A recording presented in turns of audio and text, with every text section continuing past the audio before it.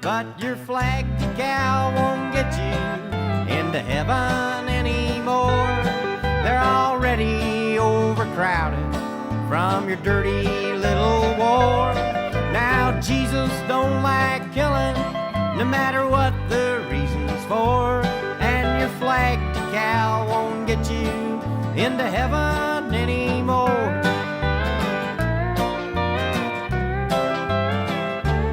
I'm here with Frank Slijper from the Netherlands. Frank, you're here at the conference in the Pearce Centre on EU militarisation. Can you tell us who you're here representing?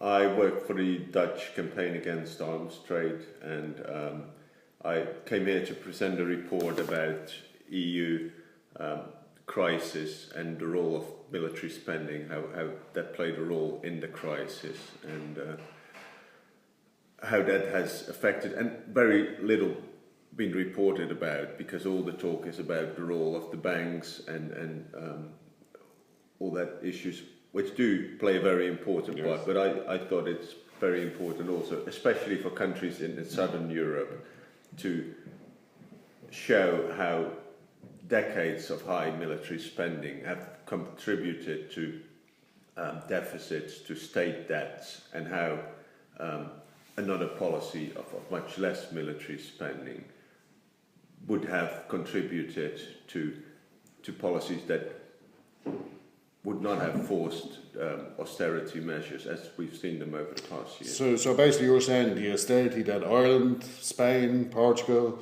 I don't know what's happening in the Netherlands, but the huge crushing austerity that is affecting these countries, a lot of that has to do with the amount of spend that goes on military? Yeah, especially, I mean, if you look at Greece, for example, and if you look at Ireland, for example, where you spend 0.6% of your GDP, of your gross domestic product, on defence. In Greece, there has been for years and years between 3 and 4, and some years even over 4% of their GDP. And economists in Greece and elsewhere have reckoned that if they hadn't spent so much on weapons that they procured over the decades, there wouldn't have been any debt at all, because Greece was buying, and Greece was actually pushed to buy, because German companies, French companies, American companies, Dutch companies, they all saw Greece as the ideal market to sell their weaponry to. And Greece, of course, probably influenced by where they came from, a society which has always been very much influenced by the military. They, and as part of NATO, have been spending so many billions of euros on weaponry, and that really made a difference. The link between the EU and NATO, how strong is that link? That is very strong. I mean, NATO is EU plus the US, roughly, except for a few exceptions, including Ireland again, but the EU will never act independently as a military force if NATO would not agree with it. I mean, that goes hand in hand. I mean, EU may act independently militarily in the future, like they did in Libya. That was mainly European countries doing that, backed up by the US. And I don't think they would ever started doing that without the consent of the United States. I don't know whether you're aware of Shannon Airport here in Ireland. The American military use Shannon Airport as a stop off on their way to Libya, Syria, Afghanistan, Sudan. There's a huge campaign, well, not a huge campaign, the general feeling is from Irish people it shouldn't be used. I've just interviewed a couple of our MEPs. They don't think that while they agree it should be stopped, they don't think it's a huge importance. Just in general, in Europe, in the Netherlands, are they aware of Shannon? Do people look at Ireland? Do people look at Ireland and say, because of Shannon, that they're part of the military apparatus? I don't think it's very much on the radar of most of the people. I know, of course, about it because this is my work. But we've seen similar things north of where I live, a harbour called the Eemshaven. That was used as well by American troops, ships, Navy ships, who used it to stock and load and offload stuff. and we've had protests against that as well. We've had it in Rotterdam, where a lot of ships were going as well. In Antwerp, in Belgium, where the rails was used for stuff coming from Germany, shipped over in Antwerp on ships going to the Iraq war. Was that with the consent of the Dutch government? Sorry? Was that with the consent of the Dutch government? Yeah. I mean, they had, I think, maybe slightly different, but more or less basically the same stand. We're not taking part in the war on Iraq, but as we are part of NATO, we have to facilitate. But facilitating is not taking part in war. Okay. That was probably the same kind of reasoning that the Irish government has had. And just for the future, the EU seems to be gearing more and more towards militarisation. It obviously, personally, I think it's itching to get involved and have its own army and starting its own campaigns and probably getting its own slices of places around the world.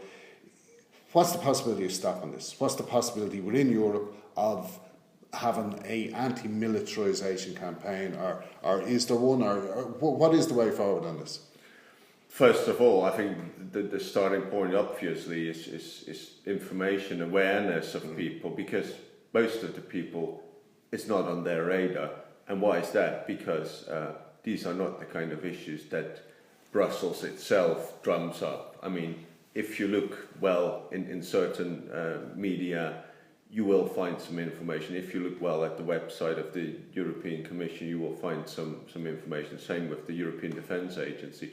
But this is not something that's been discussed in the public. So I think that's the starting point, to make people aware of what's going on.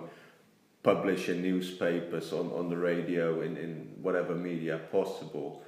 However, having said that, I see, unfortunately, limitations if you look at the strength of the peace movement in the Netherlands and elsewhere as well. It's a difficult one. It's not one of the popular issues that you can easily mobilize a lot of people against. But I mean, if you can make clear to people what's happening and how they will sucked into war operations where there's major popular resistance against, I think there may be a turning point at some point, as we've seen with the Iraq wars, where thousands and tens of thousands of people were willing to go on the streets to protest against it. But it's very difficult always when it's about changes in policy. It's paperwork. It's not easy to visualize for a lot of people. But when wars will take place and when the European Union is actively taking part of it, I think these are the kind of, maybe very cynically, opportunities for the people to show this is not what we want. And obviously the link, which I don't think most people make between austerity and militarisation, is probably one of the things that should be brought forward. Your organisation you're involved with, on a day-to-day basis, how do they conduct an anti-militarisation, or is it just are you gathering information, sending that information out, or do you do anything more on the ground? It's a combination of, it's mostly information related, digging up information, trying to combine and connect it in reports that we send out, in briefing papers, having contacts with the media, publishing opinion pieces in the newspaper, stuff like that. And I think the next stage should be a wider campaign. Right. So you must be well aware of actual individuals and individual groups within the EU that would sort of be in favour of what you're saying, would take cognizance of what you're saying and react accordingly. Is there groups like that in the EU? How big are they? None of them are very big, but you have the different kind of networks, the anti-NATO networks. We have a European... At MEP level, like? Less. I mean, you have, of course, some of the MEPs are on the good side, so to say, and they're willing to push this kind of issues. But to be realistic, it's a minority, both on a national level and in the European Parliament. However, I mean, given how popular feelings are at the moment, I think people in power in Brussels at the moment, they should become a little bit afraid of how opinion polls currently are, at least in the Netherlands, and I think I've understood it in quite a few other countries. Ireland, PANA just conducted a Red Sea survey where 97% of the people on Syria and 97% of the population said no way, they didn't want to. So that's not doesn't reflect government policy, no. but it is good to see that. Yeah. Which at the same time gives thoughts that, I mean, I'm happy with critical progressive parties who advocate such positions, but you have to be honest and see that these kind of things are happening on the far right side as well, where you have very strong, if you look at Greece or if you look at France to the Netherlands, extreme right-wing political parties who have been able to capitalize on sentiments, anti-European sentiments, and I see that at the same time as a potentially quite dangerous situation. Exactly. Well. Yeah. Well, but that's to blame to the people in the EU who have failed to properly make a democratic oversight functioning in the European Union, and they're to blame for that. Frank, you're going upstairs to a meeting, you're going to be speaking at that. Hopefully you can convince some of our MEPs, impart some of the data, some of the information and some of the bare facts of the links of austerity, militarisation, and obviously just besides even that link, the need to stop militarisation. So I wish you the best of luck up there. Thank you very much. But your flag decal won't get you into heaven anymore. They're already overcrowded from your dirty little war. Now Jesus don't like killing, no matter what the reasons for.